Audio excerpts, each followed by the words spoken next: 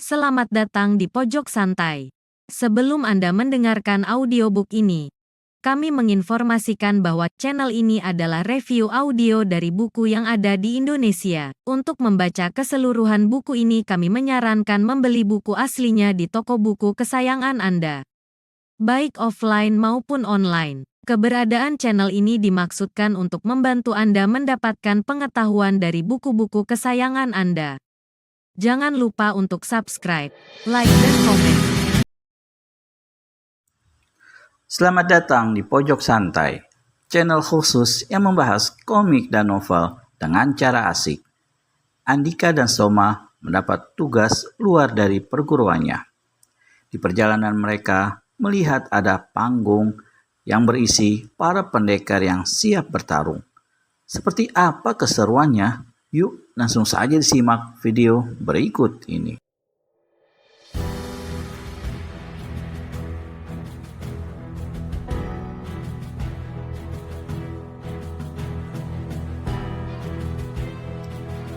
Saudara-saudara, Kisanak dan Misanak, Tuan Cokrohadi sebagai seorang saudagar kaya membutuhkan seorang pendekar yang mampu melindungi dirinya, sekaligus keluarga dan hartanya.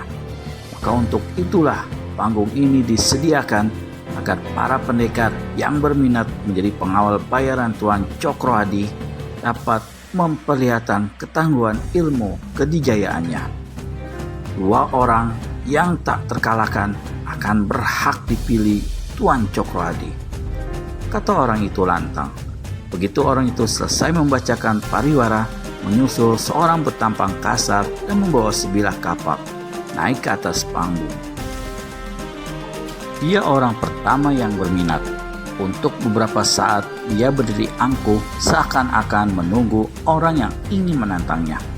Tak lama kemudian, seorang laki-laki bertubuh kurus kering naik ke atas panggung. Tubuhnya amat berlawanan dengan orang yang membawa kapak. Dengan pakaian merah-merah yang agak kebesaran, kakinya melangkah menuju panggung. Dari sorot matanya, orang akan segera tahu kalau ilmu kesaktiannya tidak bisa dipandang remeh. Bayu Ganda, kata laki-laki kurus itu segera memperkenalkan diri. Saya membungkuk hormat pada laki-laki yang membawa kapak. Orang-orang menjuluki aku si jari iblis. Mendadak saja terdengar riuh kecil di sana sini. Wah, itu jari iblis. Memang julukan jari iblis untuk kalangan persilatan tidak asing lagi. Dia pendekar aneh karena sikapnya amat santun kepada orang lain. Namun dalam urusan bunuh-membunuh tak pernah ada satu lawan pun yang disisakan. Dia bekerja untuk siapa saja yang bisa membayarnya mahal. Jadi ini orang yang berjuluk jari iblis itu. Seluruh orang bertampang kasar di hadapannya. Rupanya hari ini si kapak setan beruntung dapat menjajal kebolehanmu, Ki Bayu Ganda. Silakan Kisanak, mari kita mulai, ujar jari iblis. Kini pertandingan siap dimulai. Masing-masing memasang kuda-kudanya dengan mantap.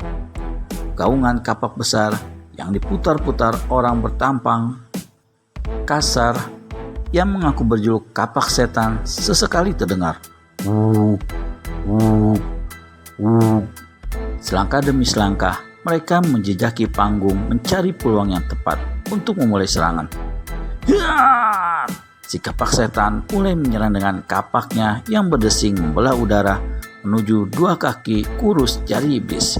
Namun serangan itu dielakkan dengan mudah oleh jari iblis dengan sedikit bergeser ke belakang.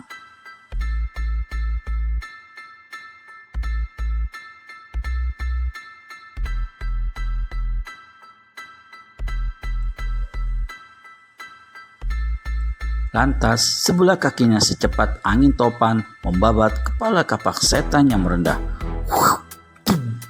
Mau tak mau, si kapak setan terpaksa menjatuhkan diri ke permukaan panggung dan secepatnya berguling menjauh. Kini dia bangkit kembali, tapi sebelum kuda-kudanya mantap benar, jari iblis melepaskan serangan bertubi-tubi dengan dua jari menegang bagai mata pedang ke arah bagian-bagian tubuh yang mematikan. Namun sampai sejauh itu, kapak setan masih mampu menghindarinya. Belum sampai 15 jurus berlalu, satu kelebatan tangan jari iblis bergerak cepat ke arah hulu hati. Tapi dengan cepat pula kapak setan memapaknya dengan punggung tangan. Plak! Sungguh di luar dugaan. Justru tenaga dorongan yang kuat ketika memapak itu dimanfaatkan jari iblis untuk memutar tubuhnya sambil mengelebatkan jari tangannya. Begitu cepatnya sehingga tak bisa dihindari lagi oleh si kapak setan. Maka cerap! Si kapak setan kontan menjerit memilukan ketika jari tangan lawan menembus lehernya seperti menembus pelepah pisang. Matanya kontan mendelik ngeri. Dan begitu jari iblis mencabut jarinya dari leher, darah memuncrat memerciki panggung. Penonton seketika berseru ngeri. Dalam pertandingan semacam itu mestinya tidak perlu sampai mati. Karena pertandingan ini semata-mata hanya untuk menentukan orang yang bakal menjadi pengawal Tuan Cokroadi. Namun rupanya jari iblis memang tidak pernah berniat memberi keringanan kepada siapapun yang berurusan dengannya. Jari iblis segera menjurah memberi hormat kepada hadirin. Wajahnya dingin, sedikit pun tidak memperlihatkan penyesalan. Ku benci ini, geram Soma. Lalu diajaknya Andika untuk pergi dari situ. Kemana Kang? Pertandingan kan belum selesai, kata Andika enggan. Aku muak melihat pembunuhan yang hanya karena uang seperti tadi, jelas Soma. Wah, kalau begitu Kang Soma harus naik ke panggung untuk menghentikan si kurus jelek itu agar tidak membunuh penantang yang lain, ujar Andika tanpa tendeng aling-aling. Andika sepertinya tidak takut kalau perkataan sampai ke telinga jari iblis. Apa kau sudah gila? Aku jelas bukan tandingan orang itu. Bahkan kemampuannya mungkin beberapa tingkat di atas guru kita sendiri, sentak Soma. Belum lagi Soma sempat menarik keluar Andika dari kerumunan, kembali terdengar jeritan menggiriskan dari atas panggung. Rupanya seorang lagi menemui kematian di tangan jari iblis, dan Soma makin tidak betah untuk tetap di sana. Agak kasar dan tergesa tariknya tangan Andika. Hei, berhenti! Bentak seseorang di antara kerumunan. Soma menoleh bingung. Rasanya dia tidak berbuat suatu kesalahan. Lalu kenapa orang itu menyuruh berhenti dengan nada kasar seperti itu? Astaga! Mendadak Soma menyadari kebrengsekan Andika. Copet! Teriak orang yang membentak tadi. Tak salah lagi, ini pasti akal Andika. Dengan membuat kericuhan di tengah-tengah kerumunan, maka perhatian pengunjung akan beralih dari panggung. Hasilnya, kekejaman yang dilakukan jari iblis akan terhenti. Entah untuk berapa lama. Lari Andika, lari! Seru Soma seraya menarik kuat-kuat pergelangan tangan yang dipegangnya. Sekali lagi, Soma terkejut bukan main. Ternyata yang ditariknya bukan lagi tangan Andika, melainkan tangan seorang laki-laki tua. Soma hanya bisa mendengus kesah. Dasar nih bocah. Rupanya pada saat dia terpana, barusan anak kunyuk itu sempat menukar tangannya dengan tangan seorang aki yang kebetulan berada di dekatnya. Tentu orang tua keriput itu mengamuk sejadi-jadinya. Dasar bocah, apa isi ini? Bibirnya sudah berlipat keriput seperti kain lusuh, menyuburkan makian pedas tepat di depan hidung Soma. Bahkan makian orang tua di depannya juga disertai gerimis kecil yang terlontar dari mulutnya. Dengan bibir tersenyum kecut, Soma mengusap wajahnya yang hampir basah oleh air ludah. Naas sekali nasibnya hari ini. Setelah itu, Soma tersadar pada keadaan Andika. Kemana bocah brengsek itu sekarang? Andika, teriak Soma kelimpungan. Sungguh mati, Soma begitu khawatir terhadap pemuda tanggung itu. Entah kenapa, selama anak itu dikenalnya, dia seperti memiliki seorang adik yang patut mendapatkan perhatian. Namun orang yang diteriaki tidak terlihat batang hidungnya. Kerumunan orang begitu banyak, bagaimana mungkin mudah untuk mencari? Andika, di mana kau? Kemanakah Andika pergi dan bisakah Soma menemukannya?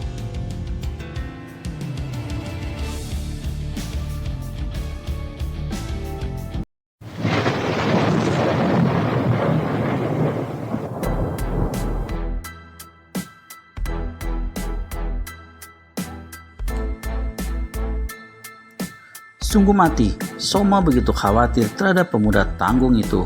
Entah kenapa, selama anak itu dikenalnya, dia seperti memiliki seorang adik yang patut mendapatkan perhatian. Namun orang yang diteriaki tidak terlihat batang hidungnya. Kerumunan orang begitu banyak, bagaimana mungkin mudah untuk mencari? Andika, di mana kau? Sementara di satu kerumunan lain terjadi kekacauan. Beberapa orang berlari ke sana kemari di antara keramaian mengejar seorang pemuda tanggung yang menjarah kantung-kantung uang milik mereka. Jelas anak itu adalah Andika. Hei, berhenti kau, pencopet keparat. Kuremukan batu kepalamu, bocah jahanam. Tangkap, tangkap. Terdengar teriakan-teriakan korban jarahan tangan Andika yang melengking geram. Jangan hanya teriak-teriak, kejar aku dong kalau kalian bisa. Manusia kentut yang bermuka kentut, berjidat kentut, berdengkul kentut. Ih, pokoknya kentut. Balas Andika tanpa rasa takut sedikit pun sambil berlari terbirit-birit.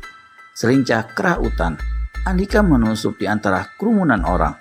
Berkali-kali orang-orang yang mengejarnya nyaris dapat menjamret bajunya, tapi selalu luput.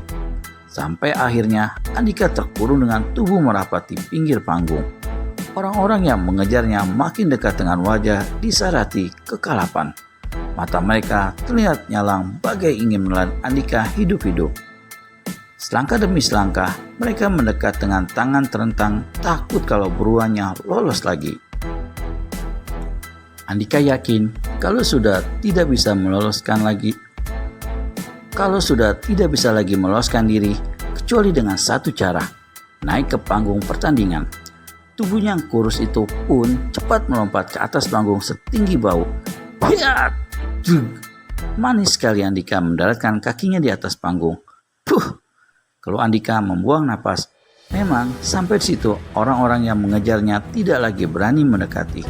Tentu saja mereka takut disangka menjadi penantang jari iblis yang kejam menggiriskan. Dan 7 orang berpakaian perlente itu hanya menatapnya kebodoh-bodohan. Siapa yang sudi jadi makanan empuk jari-jari tangan si jari iblis, sementara Andika hanya merayapi mereka dengan mata.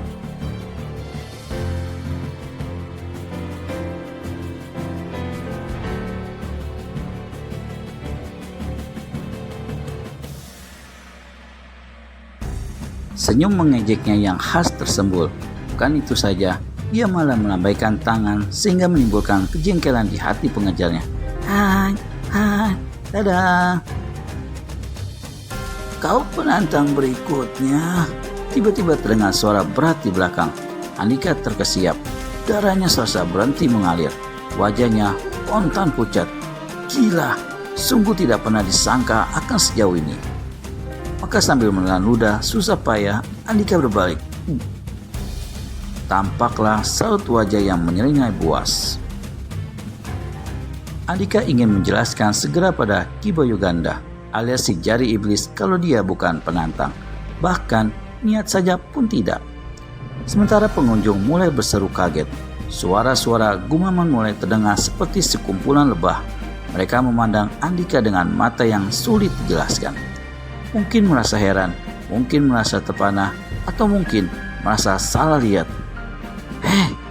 Apa anak itu sudah sinting? Kata salah seorang. Hah? Apa itu anak sudah bosan makan nasi? Seloroh yang lain. Astaga, semudah itu sudah menjadi pendekar dan berani pula menantang jari iblis. Itu anak konyol yang berlagak sakti atau anak sakti yang berlagak konyol ya? Sementara itu, Andika berusaha mengucapkan kata-kata yang terasa terganjal di tenggorokan. Lidahnya pun jadi keluh. Dicobanya menggerakkan bibir, namun hanya sepotong-sepotong yang terucap. Aduh mak, gagap Andika. Jari iblis sudah menjura hormat sebagai isyarat kalau sudah siap untuk memulai pertandingan. Sementara di kejauhan sana, Soma nyaris seperti orang gila. Dia ingin menerobos masuk, menghampiri panggung, dan menjelaskan duduk persoalannya kepada jari iblis. Tapi orang-orang yang begitu kepengen tahu kejadian di atas panggung membuat kerumunan jadi padat dan sulit ditembus. Andika, turun! Teriak Soma kalang kabut. Sedangkan Ki Bayuganda pun mulai menyusun langkah perlahan. Andika sebenarnya bukan tergolong anak pengecut. Sebagai orang yang pernah terbenam dalam dunia gelandangan, dia sering berhadapan dengan maut. Sewaktu masih menjalani kegiatannya menjarah kantung-kantung uang milik orang-orang kaya berhati busuk, pernah suatu kali bahu kirinya tertembus sebilah belati yang dilemparkan oleh korban jarahannya. Kalau saja saat itu belati yang menancapnya mengenai tubuhnya lebih ke bawah, mungkin dia sudah di alam lain dengan perantara belati yang menembus jantungnya. Kalau kali ini jantungnya memburu keras dengan wajah memucat, sebenarnya wajar saja. Dirinya kini dihadapkan pada dua pilihan yang sama-sama berat dan sama-sama bisa melemparnya ke neraka. Andai dia memilih turun, maka orang-orang yang memburunya tentu akan menghajarnya. Kalau memilih diam, dia harus berhadapan dengan jari maut milik Ki Bayuganda. Kini mata dingin Ki Bayuganda menembus kengerian ke seluruh persendian Andika. Nyali pemuda tanggung itu benar-benar bagi dihimpit habis-habisan. Kaki kurus Ki Bayuganda yang tertutup jubah batas betis melangkah satu-satu di permukaan panggung dari kayu. Langkah-langkahnya yang berbau maut begitu menghentak jantung Andika. Jurus-jurus pembuka pun mulai dimainkannya.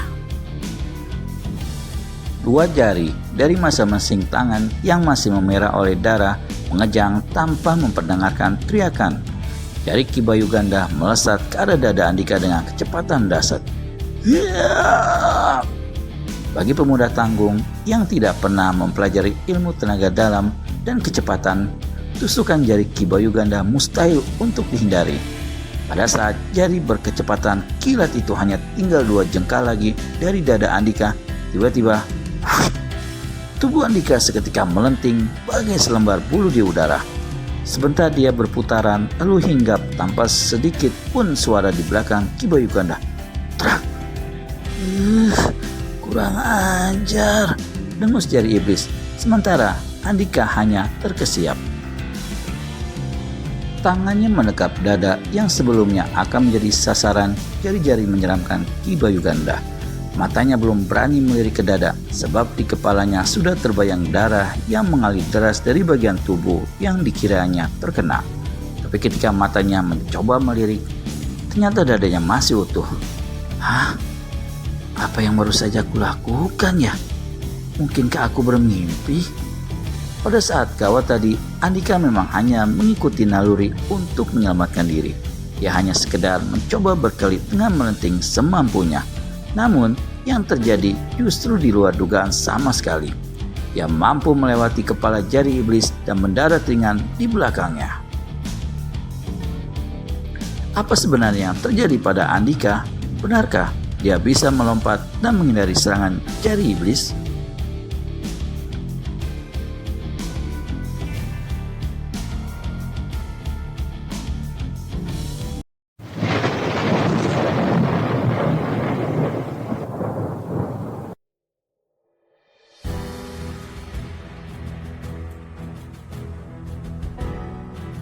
Apa yang baru saja kulakukan ya?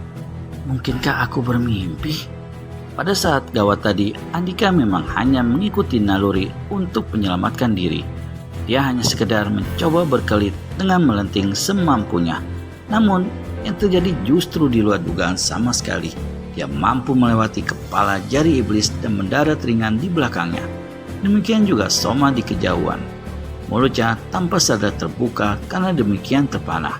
Rasanya sulit dipercayai apa yang baru dilihatnya. Aneh. Aneh. Bisik Andika. Bisik batin Andika berkali-kali. Sebelum sempat Andika terpesona lebih jauh oleh apa yang dilakukannya barusan, Ki Bayuganda sudah melancarkan serangan susulan yang lebih beringas. Kemarahannya mencuat begitu saja karena merasa telah dipermainkan oleh anak tanggung yang tak pernah dikenalnya dalam dunia persilatan. Beberapa jurus yang dirutunkan untuk menghabisi Andika, namun pemuda tanggung itu lincah sekali berlompatan menghindarinya. Seberapa cepat pun Bayuganda mengerahkan jurus-jurusnya, tetap belum menggores kulit Andika sedikit pun. Para pengunjung memang terpesona melihat adegan seru itu. Tapi bukan oleh kehebatan gerakan kedua orang itu, melainkan justru pertarungan yang sulit diikuti mata biasa. Gerakan mereka bagai kilasan bayangan saja. Padahal, jika mereka bisa melihat gerakan Andika sama sekali tidak menunjukkan sedang bertempur, melainkan gerakan ngawur yang begitu cepat. Sekali lagi, tubuh Andika melenting ke udara dan mendarat di bibir panggung tepat di belakang si jari iblis. Trak! Andika pun mulai menyusun kuda-kuda. Setiap kaki atau tangannya bergerak dengan pemusatan penuh, terdengar deru yang sampai di tempat Soma berdiri.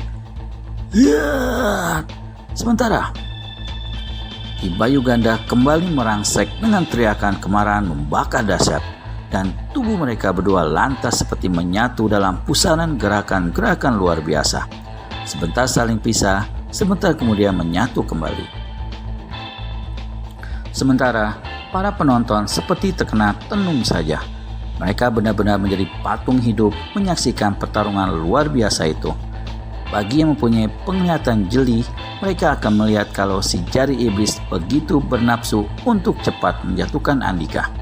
Jari-jarinya yang setajam mata pisau berkelebatan cepat sekali.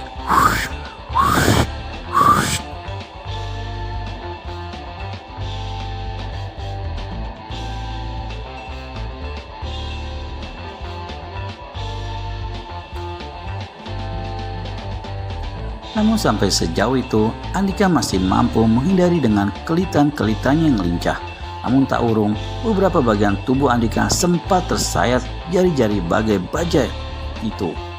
Pada suatu kesempatan, Ki Bayuganda yang berjuluk jari iblis mencoba membabatkan jarinya ke arah leher Andika. Namun di luar dugaan, serangan itu sama sekali tidak dihiraukan oleh pemuda tanggung itu.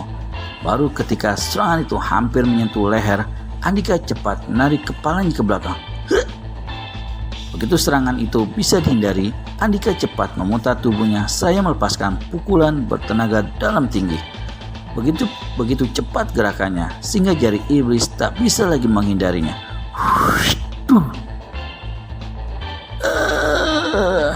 Satu pukulan dengan punggung tangan pelak sekali mendarat di leher jari iblis.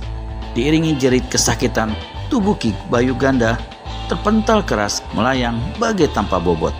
Dari mulutnya tersembur percikan merah yang menciprati sebagian penonton. Ketika jatuh berdebum di tanah, barulah orang-orang tahu kalau Ki Bayuganda atau si jari iblislah yang melarang. Dan ketika menyentuh tanah, dia sudah kehilangan nyawa. Matilah tokoh kejam itu di tangan anak tanggung yang tak pernah sedikit pun disebut-sebut dalam rimba persilatan. Di panggung, tampak Andika berdiri kuyuh dengan pakaian tercabik di sana-sini. Di beberapa bagian tubuhnya darah mengalir akibat besetan tangan Ki Bayuganda. Senja mulai meremang di perguruan Trisula Kembar. Di depan padepokan tampak Andika termenung. Memang setelah menamatkan riwayat jari iblis, pikirannya mulai dirasuki keinginan untuk menjajal keanehan yang terjadi tiba-tiba dalam dirinya. Tatkala Cokroadi, saudagar yang mengadakan pertandingan itu mendekatinya untuk memberi ucapan selamat, tanpa banyak bicara lagi, Andika berusaha melompat sekuat tenaga dari atas panggung. Nyatanya, keajaiban itu tetap tinggal dalam dirinya. Tubuhnya tiba-tiba terasa begitu ringan hingga lompatannya mencapai jarak 20 tombak. Masih dengan terheran, kakinya lalu menjejak ringan di atas beberapa kepala para pengunjung berlari di atas mereka. Padahal, itu hanya dapat dilakukan oleh tokoh golongan atas. Andika terus berlari dalam keheranan tak habis-habisnya menuju perguruan Trisula Kembar. Bahkan tanpa sadar Soma yang tertinggal di kota Praja sampai dilupakannya. Astaga, apa yang terjadi Andika? Sebuah suara bernada terkejut membuyarkan lamunannya. Menyadari ada orang yang menegurnya, Andika menoleh.